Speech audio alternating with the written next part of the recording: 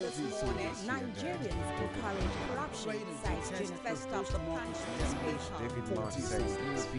A major Nigerian governor forum calls for Okonjo Iweala's resignation. Page 2 of the Punch newspaper. The dailies every day on Core TV News.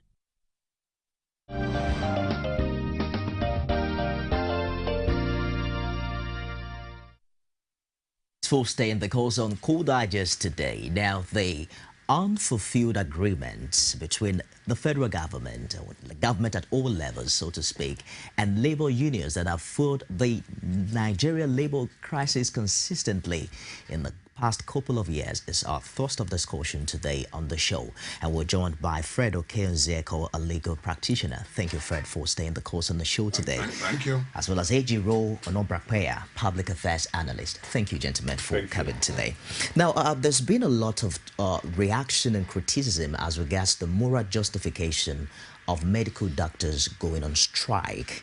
Now, there's this issue of weighing the welfare needs of labor unions and the impact of strike on the average Nigerian. For instance, ASU is on strike for 3 core demands. Number 1, reversal of the high school fees regime.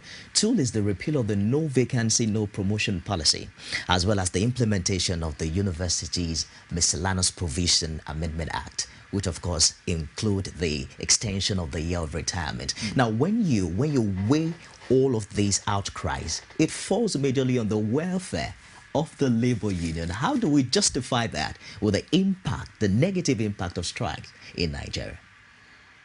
I'm starting with you first. Well, strike, for example, it's the last resort. It should be the last resort. But you see, the welfare of Nigerians is very important. For example, in the medical aspect, it's important that there's a balance. There's more like a balance between, okay, what is important to us as the workers and what is important to the welfare of the people, the nation. But let's not also forget that these workers who are in the medical field are also human beings. They have needs. They have needs. They have things they need to do with their lives. They need money and they need all that. So you see, there should be a kind of balance where other groups of people can take strikes all the way. They should not, because if they take the strike all the way, then people suffer extensively, and especially in the medical practice, people die, and that death it's actually unnecessary. But you see, they should also have this balance between, look, we are human beings, yes, we need things and we need to resolve our problems, and the fact that people will suffer very badly, because when people die, they don't forget that it is during this strike. The families don't forget that it is during this particular strike that our people died. And, they begin to have these negative feelings about people. So it's an issue of relationship management. That's what I think. Well, you see, when we talk about some of these agreements with government, we've talked extensively in the other segment on the side of labor unions and all those crises that's ongoing. But let's look at the side of governments now. Part of the tool of negotiation, when people come together, all right, government has a way of buying time. They use the phrase all the time, buying time. We will get to do this from January. We will pay the first check in on the 3rd of January and the second check by the 31st of March. And so this buying time syndrome that has characterizes labor agreement with government, what does that suggest to you as a person who involved with negotiation of any sort? Yes. When government says, as part of their negotiations, we buy time, what would that suggest to you? Yes, the buying time syndrome, we call it a syndrome now, because the government very easily resorts to that. It's a kind of postponing the evil day. Yes, it's a kind of postponing the evil day, trying to shift responsibilities, trying to, and in economics, when you take a loan, and then you're not ready to pay back immediately. There's a terminology that is used, even in international economics, trying to. You can declare yourself bankrupt. Oh no! You didn't get to that finality. Trying to service the loan. Oh, all right. All right. Trying to service the loan. So what government does is to service the agreement in the buying time syndrome. And let's take, for instance, the most recent experience with ASU. At a point when government and ASU had completed their negotiation, and then government was to pay in a particular 200 billion into a particular escrow account for use to rehabilitate the university system. ASU said, unless they get the alert, now that money has been deposited. And of course, the money was to be deposited with Central Bank, which is bankers to the government.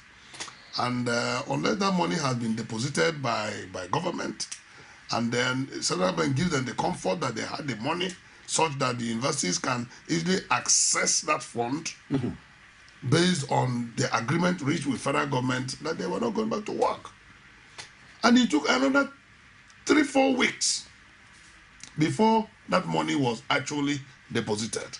And alerted. Government bought 3-4 weeks of time. And then the heat kind of transferred to ASU. And then the ASU officials had to come out and tell Nigerians, look, these people say they have paid money. They have not. Ask the central bank governor whether he had received money. And when the pressure now shifted from ASU to central bank governor then Sanusi Lamido had to come out and tell Nigerians that government had not given out the money to ASU. The pendulum now swung back against government. And government had no option. The time they had either called the sack. They couldn't buy time any further. And then they had to now drop that money before ASU now went back to classroom. The input of all this is that, as I earlier said, that government should learn to speak the truth. Government must, as a matter of need, speak the truth to the people so that it will enhance cooperation and mutual trust. So that when government says, okay, go back to classroom, go back to work, I will do this in the next 1 week, I'll do this in the next 1 month, we expect so and so, do we need to go back to National Assembly to get this also or approval, we to do this, we to do that. Then the people will now trust the government and down tools, and they pick up their tools and go back to work. But if you try it in Nigeria, government has bought time, and when the time for implementation comes, government will not implement. Now, but why do we keep taking this buying time syndrome?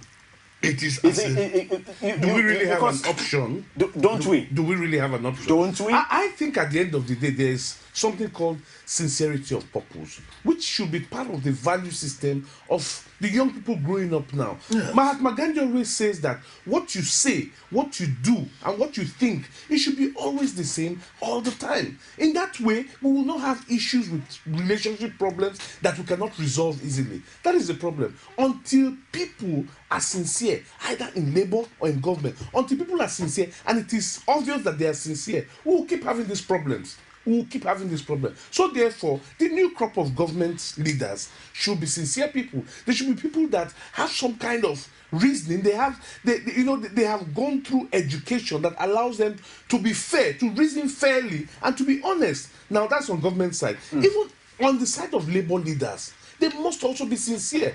We know of issues, or we have heard of issues where labor leaders have been settled. We may not be sure, but it appears like that they've been settled. And when they are settled that way, you now see people telling different stories. And what happens? The people that are being led are confused. Oh, what side are you on now? On this side or that? Oh, we are stopping the strike. For no correct reason, we are stopping the strike. No. People must be sincere. And I think it's a foundational problem in Nigeria. And this is what leads to corruption. If everybody is doing what they ought to do, crime rate will reduce. Children that are not supposed to be having babies will not have babies. because they are on strike and they are at home for a year, society will become better. And that is our objective, for society to become better every year. Is society getting better? I don't think so. Ejiro, I will completely agree with you with respect to the issue of settlement of labor leaders. Otherwise, why would a government, instead of an employer, instead of looking for ways and means of dealing and tackling the issues arising out of the strike, we would want to devote more time and energy on breaking the strike itself. Breaking the strike goes with corruption. Government will now go and corrupt the leaders of that strike. Human beings. Corrupt the leaders of the strike, corrupt the leaders of the union, corrupt the system, and then break the rank and file of the system and put the entire association in disarray, and then the strike, and shoot down the strike. The strike collapses without achieving the aim for which the strike was embarked upon. Now, pre-election years are always quite tricky. You know, politicians aspiring for public offices, probably for a second time, make lots of promises to Nigeria. And interestingly, it is the year where labor unions, you know, hold politicians ransom for not fulfilling their promises. How would you describe, Ejiro, the relationship between strikes and elections in Nigeria? Well, election years, the years before the election are usually very important for the politicians. It shouldn't really be like that, because whatever promises politicians make, they should meet the promises. Now, if labor leaders consider that this is the time when you hold government leaders to ransom, I think it is also wrong. I think that the discussions with labor should be continuous. It should be continuous. There should be developmental plans. And like my barrister friend said, you know, they should come to agreements that are sustained from government to government. Like he says, government is a continuum. You know, nobody can say that I will not benefit, I will not take responsibility for the past government's agreements, whereby he also benefits from the past government's successes. So you see, there should be that continuum, and labor leaders should continue to work year in, year out with government to see what the issues are between the workers and the government. We've seen circumstances where labor leaders easily, you know, turned from labor to politics. As a matter of fact, the present governor of Edo State used to be one. What's the implication of having politics in labor unions in the country? Even labor itself is a political association. It's politics, yes. Every gathering of more than one person, more than one, there's politics inside it. So this, are you saying this our gathering is political? Of course, you know that the smallest gathering of more than one person is the family. It's right, where the husband and the wife exist. Yeah. And one is the financial controller, and the other is the financial strategist. So that is the smallest gathering of more than one person, and there is politics inside it. So by now you now look at the larger, on a larger scale, you know that even labor itself is politics. Have you seen where labor unions contest for elections? It's a serious. In some cases, it's as hot as governorship elections. What makes it hot? It is hot because there is always a vantage position for leadership. Obvious. Should that be the case? No, obviously there's a vantage position for leadership, and then election is all about aspiration and ambition. And then when there is a clash of ambitions, what do you get? You get it hot. So it is natural. But the issue is this: where lies the service to the people in all of this? Indeed. Let me take you back not too long ago to the issue of fuel subsidy crisis that we had. Was it February? Yeah, January the 2nd, 2012. Yes. 2012, Yes. Not last year. The fuel subsidy matter heightened up, and at the height of it, suddenly the labor union tends to collapse. Yes. And everybody started asking the question, what happened? What happened? Look at that footage we just seen with respect to the fuel crisis palaver. That everybody was on the streets in Lagos, in Abuja, and everywhere, And suddenly, there was a collapse. Okay, everybody go back home. We will accept 97 naira per liter, and it will be all right. People started thinking and talking about complicity. There wasn't any kind of head-on meeting, so to speak. When Labour took over the fuel subsidy crisis as it started from the Save Nigerian group. And suddenly Labour said, all of us can go home. It will be all right. Let's pay 97, which is the highest in any OPEC country. Yes. 97 naira per litre of petrol is the highest in all of the OPEC countries, Yes. where petrol is a natural resource. And here we are. From that complicity, which the people say, it's not us, it's not us saying so. The people said there is some kind of complicity in this for Labour to have agreed. Do we see that element of the people being right as part of what you suggest? Yes, without calling 6 half a dozen, right? People were very, very right in pointing accusing finger at Labour. Because at the crescendo of that strike, at the height of that strike, Labour leaders shut it down. And it was very natural for people to easily allude to the fact that Labour had compromised. Yeah. Government had bought the soul of Labour. And did you notice that since after that incident, Labour had been asleep in Nigeria? No. Labour has been in Asleep. I wouldn't asleep. Asleep. Would you say so? Would you agree? Labour Well, had been asleep. I haven't in seen Nigeria. much of Labour's activities in the last few years. I haven't seen that. Since that 2012. Yes. We expect Labour to be doing a lot more as representative of what the people's demands are. We expect Labour to do that. And also, when it is seen that Labour leaders are working together with government and coming to an agreement, either via settlement, the people that put them there should be able to remove them. For example, that fuel subsidy thing, everybody was confused what's happening. But there must be some kind of, alternate group that can ensure that if these people are not doing the bidding of the people, they will remove them. That is how leadership should emerge. It's not that, he's been elected as the head of Labour and so he must. No. If it is suspected that there's foul play, there should be some kind of people that will come and say, look, these guys, they cannot represent us anymore. And that is it. Now, that it is not, they are not that powerful.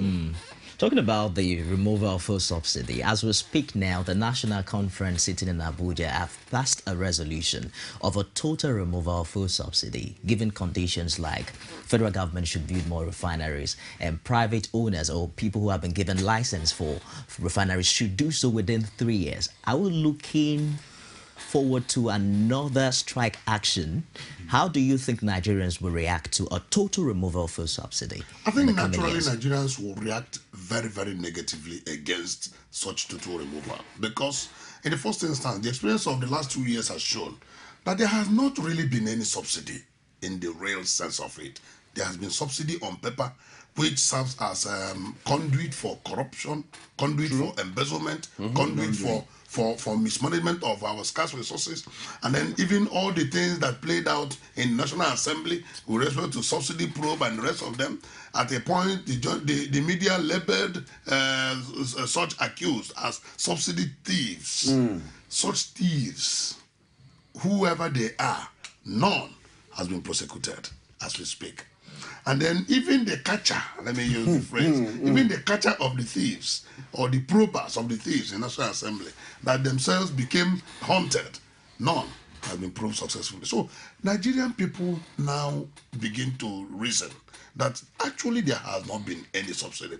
Recall that in the era of General Abacha, we were told when the last increment before Abacha left office by death, we were told that with that increment, there was going to be the Petroleum Trust Fund and that there will be no more subsidy in petroleum products. That the last was removed then. It's when by the time subsequent government came up, under Obasanjo's regime, fuel prices were adjusted 4 times. 3 or 4. Either 3 or 4 times. Yes. From 22 to 26, from 26 to 66, from 66, and then it now came and it overshot over 100. And then we fought and brought it down to 97. And all those adjustments did not take into account the half-truths that have been told to Nigerians under Abacha regime, for which Petroleum Trust Fund was established. So, and that's why I keep saying that government must learn to let the people know the truth. The whole thing about government half-truth even goes down to our finances. By the time government was paying $12.8 billion as full and final payment for our foreign debts, Nigerians were shouting that the amount of debt we are owing has not been reconciled between the Ministry of Finance, the Central Bank, and the Debt Management Office. Each organ of government will give you different figures. So what are we telling ourselves? And the whole thing, sometimes these different figures are manipulated to suit the corrupt tendencies of government officials. They intentionally manipulate those figures. And the subsidy, so to speak, when government said, oh, no, after this, no more removal of subsidy, we are going back to it again. And I am of the opinion that let there be nothing like subsidy anymore. And let's really know what we are doing. Because what we do is that we go front, we come back. We want to operate a free market economy. We say we want to input government control of the market system, that and it can never work like that. Let's take you back to some of these individual unions where issues, sometimes as primordial, you will say, have been discussed. Issues like, take the Resident Doctors Association, the allowances for study, their training, the advancement even within the institutions where they work, because medical equipment are not there. And you see most of our elites people go to do simple nail surgery.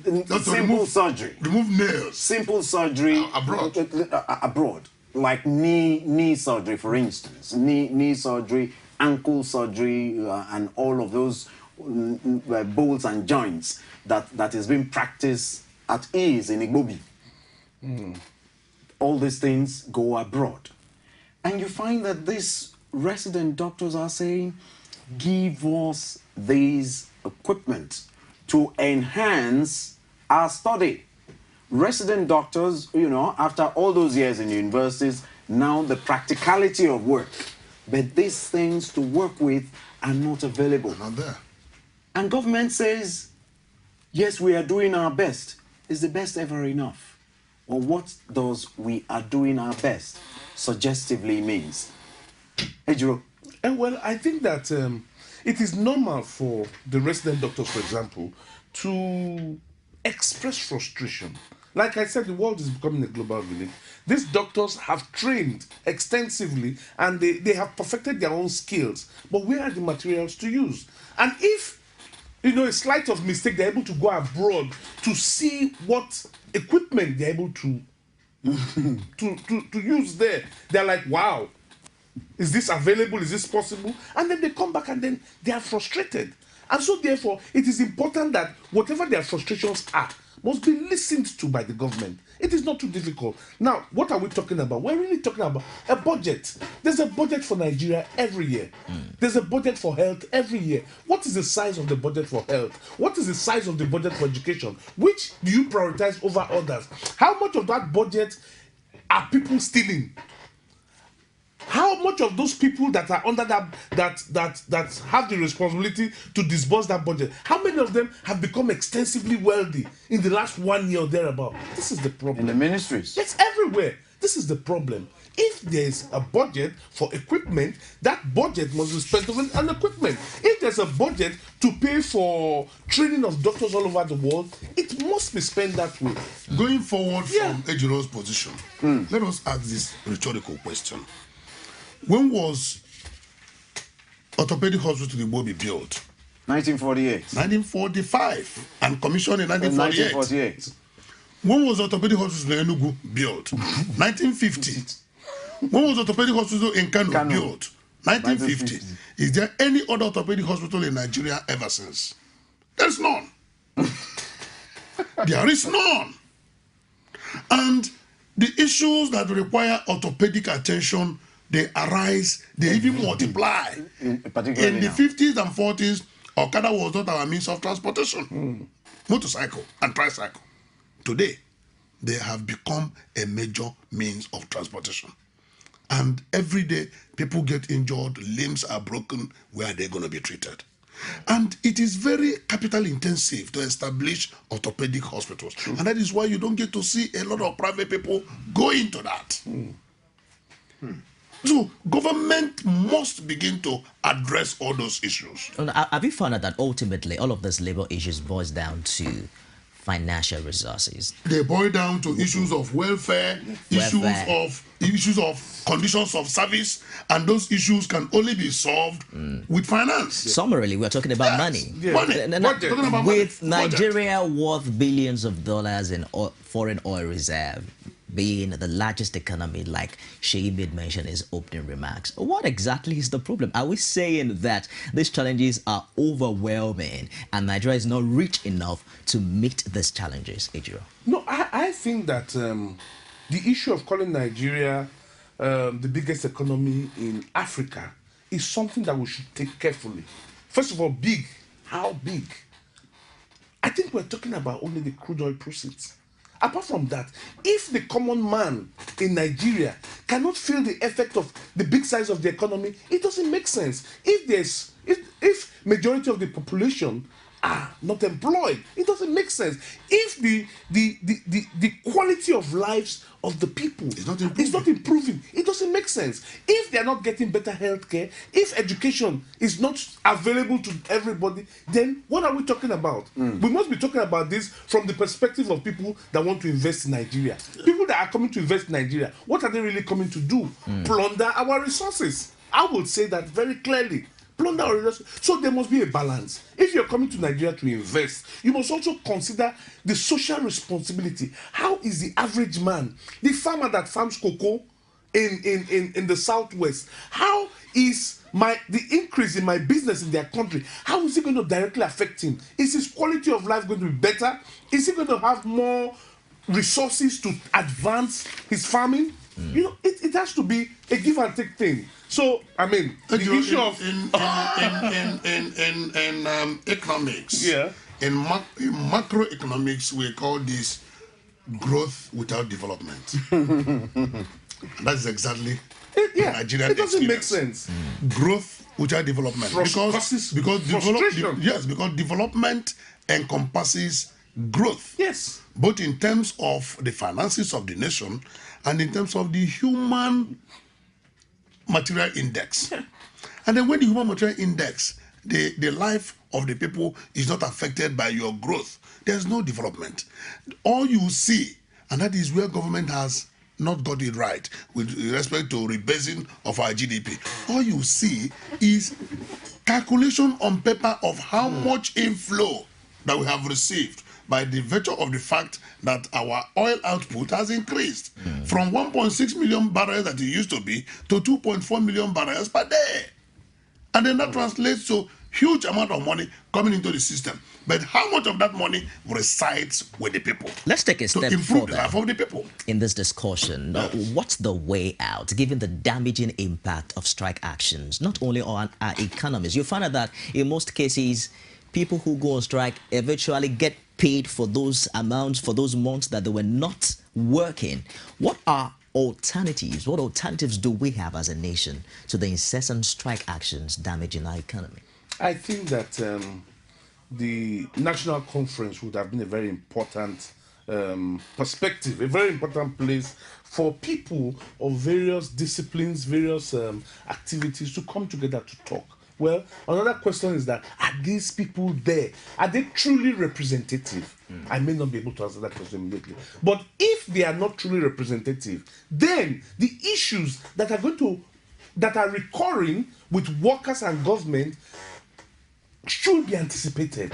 And if those issues are anticipated, then there will be a solution. They will look for the solution on time. And before there's a problem, it will be nipped in the bud. We're talking about remuneration. We're talking about what is fair for doctors to receive. How much should they receive? What is fair for teachers to receive? How do they feel about what they receive? Do they feel a true part of the nation? These things must be resolved. So the government must sit down with the people, for example, in national conference, and they must be able to begin to discuss this, anticipate the challenges, and begin to look for resolutions, because problems will come eventually. Now, because time is fast spent, and before we go away, let's take on the issue of fair trade, labor issues that involves the common man. Now, young people are being used as casuals in factories owned by these foreign investors in our societies. And we hear a lot of despicable things that happen. Chinese factories, people losing arms and legs and whatever, and virtually no respite. You never get to hear of labor union going to most of these workplaces. Why? What do we say? The Workman Compensation Act Indeed provides that when a worker is inflicted with any injury in the course of duty, the worker is entitled to some level of compensation. Now, when such worker works for a small foreign firm, when I say foreign, well, not a firm owned by foreigner, let's use that word. Okay. A firm owned by foreigner, and the worker is not covered by the umbrella union called Labor Congress, the worker tends to be on his own. And that is why we need to adjust the terms and operations of our labor laws and labor activities, such that even those small workers, those small laborers, because everybody's input is all that is calculated into the GDP of the nation. That we now made us the giant of Africa economically. The input of those small boys and girls that work in factories owned by foreigners, their input is also factored in. So if government factor in their input into taking the glory of the GDP, how does the government take care of their own welfare? It's not the direct responsibility of government, but the environment must be created by the government.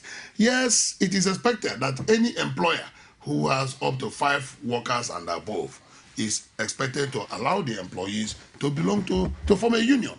But to what extent is this provision addressed and implemented? And that is why labor is expected to begin to picket all those factories and then bring in the Ministry of Labor, because Ministry of Labor and Productivity is not only there to resolve labor disputes, they are there to take care of the welfare of every worker who contributes to the productivity of the nation. And that is the duty of the ministry. And not only to sit down and until there is a problem. Then they begin to run around and then call labor, begin to resolve, and then break the rank of the union, and then begin to buy time, as we earlier said. That is not the work of Ministry of Labor simplicity. Ejiro, one would wonder what the Labour Congress, as we begin to round up now, what these unions are doing as regards workers in private organizations. You notice that much of our discussion have been on the public sector. Not much is heard about people working with private organizations. No one has the right to start a union. Nobody's talking about the welfare. They're not even allowed to. They're not allowed to. What happens to this sector, in the Nigerian economy? Well, first of all, the workers, the government workers are a lot, compared to the private sector workers. But you see, the private sector workers too are also very important. Now, the private sector workers may be earning a little more than the government workers. And so the workers there feel slightly comfortable. Maybe slightly comfortable if they say, look, come and sign this thing that you're not going to join. That is for organized private sector. What of the unorganized? I agree with you that those people must be included. But you see, it's the Ministry for Labour and Productivity must be able to find out where these people are. Who are those having factories, small factories in Isheri North or in Billings Way? What are they doing? Who are the people they employ? How many people are they employing? What are they paying them? What is their remunerations? What is the privileges? Are they working them like slaves? Even in churches? So we expect to have field workers. We expect to have field workers working as consultants and advisors to the Ministry of Labour and Productivity to get feedback. Yes. To get feedback. How far away do you think we are to this kind of system? We are very, very far, and that is an indictment on the government. We are very, very far, and that is an indictment when a government does not take care of the welfare of the people. And at this point, as we are rounding up, I want to tell you that the surest way to get closer to what we are talking about is to ensure that our electoral process is right. So that when it is right, we now elect the right people who have the right mind, the right capacity, and the right ear to listen to the cries of the people and attend to their welfare. Then we begin to inch closer to what we are looking at.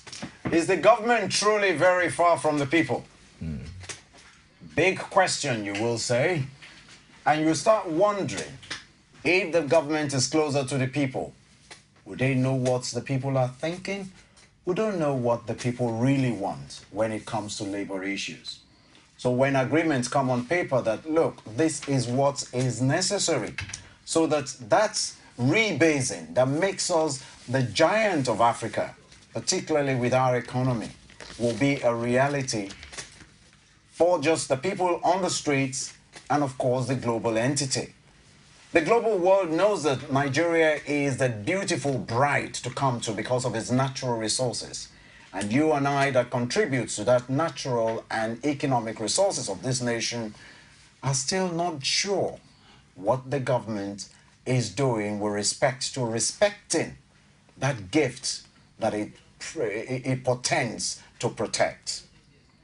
People continually complain of government misinforming, of governments not meeting agreements. How can we ensure that our government will meet agreement, fulfill agreement? We have been told that government needs to come out bold and truthfully, not shortchanging or economic truth of some sort when discussing labor issues. Labor is so important, and the people are needed to propound the workforce of this country, as big as it may be, and make it truly what it ought to be. Nigeria should fly very soon amongst the Committee of Nations, as big as it is. Countries such as Bangladesh, Singapore, Malaysia, and the rest of them. That is where we ought to be. And that is where we hope we can be when our votes count.